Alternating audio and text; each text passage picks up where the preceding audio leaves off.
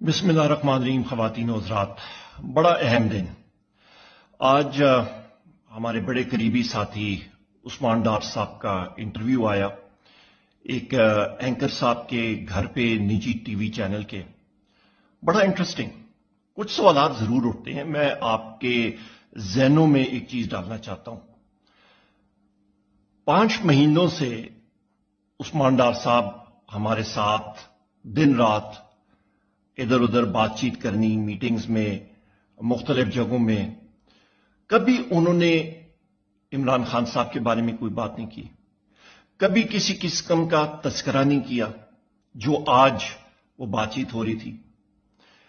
आज जो सिलसिला चल रहा था वहां पे उस्मान डार साहब, जिनको मैं जाती तौर पे एक बहुत निहायत ही मैं समझता हूं कि वो ईमानदार शख्स भी हैं, बहादुर शख्स भी हैं, डट के मुकाबला करने वाले शख्स हैं। आज उनकी जबान और उनके अल्फाज और उनकी बॉडी लैंग्वेज एक दूसरे के साथ बिल्कुल कोई कोऑर्डिनेशन नहीं थी।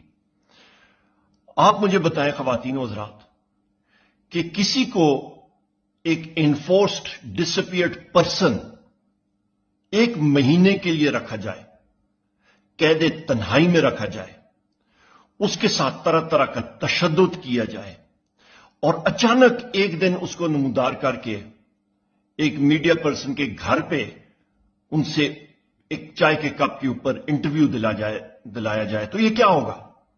ये तो जिस तरह पंजाब पुलिस इनकाउंटर करती है, तो ये तो स्टेज्ड एनकाउंटर था, उसका साफ जाहिर नजर आ रहा था।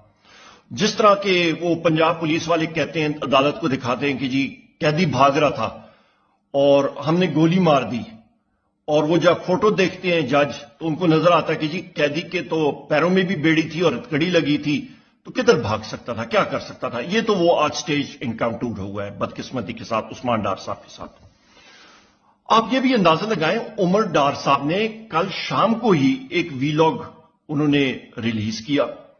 वो डिमांड कर रहे थे कि उस्मान डार साहब को रिलीज किया जाए, और पीटीआई के हवाले से, इमरान खान साहब के हवाले से बहुत ही मुस्बत बातें, पॉजिटिव बातें।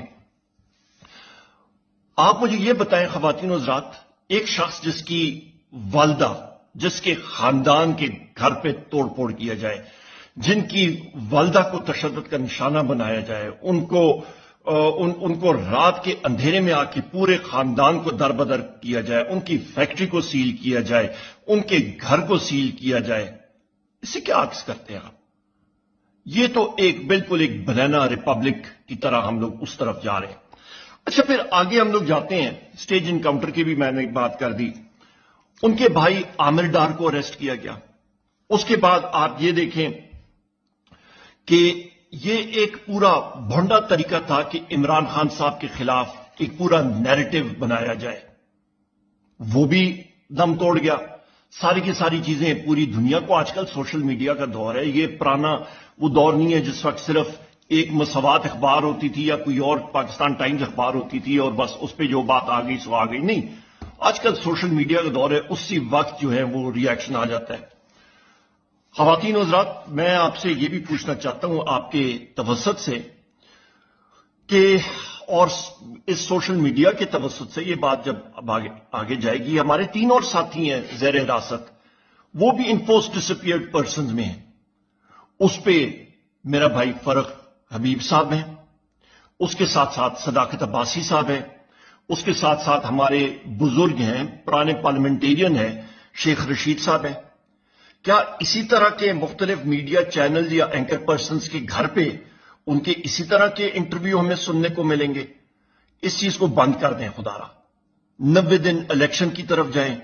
जिस तरह के उस्मान डार साहब ने अपने इस स्टेज इनकाउंटर में वाज़ेह तौर पे एक बात की कि वोट इमरान खान साहब का है, सियालकोट में चाहे वो लड़े ना लड़े, वो बात की बातें हैं, उन्होंने साफ जाहिर कर दिया वोट बैंक इमरान खान साहब का है। ख़वातीन और हज़रात, एक बात याद रखिएगा, वोट मेरे रब के हुक्म के साथ इंशाअल्लाह ताला पाकिस्तान तहरीक इंसाफ और इमरान खान साहब का है, और अगले वजीर आजम पाकिस्तान जो मर्जी कोई करे, जब रब का हुक्म होता है رب کا حکم ہوگا انشاءاللہ وزیر اعظم عمران خان۔ بہت شکریہ۔ اللہ تعالیٰ آپ سب کو اپنے حفظ و امان میں رکھے۔ پاکستان زندہ باد۔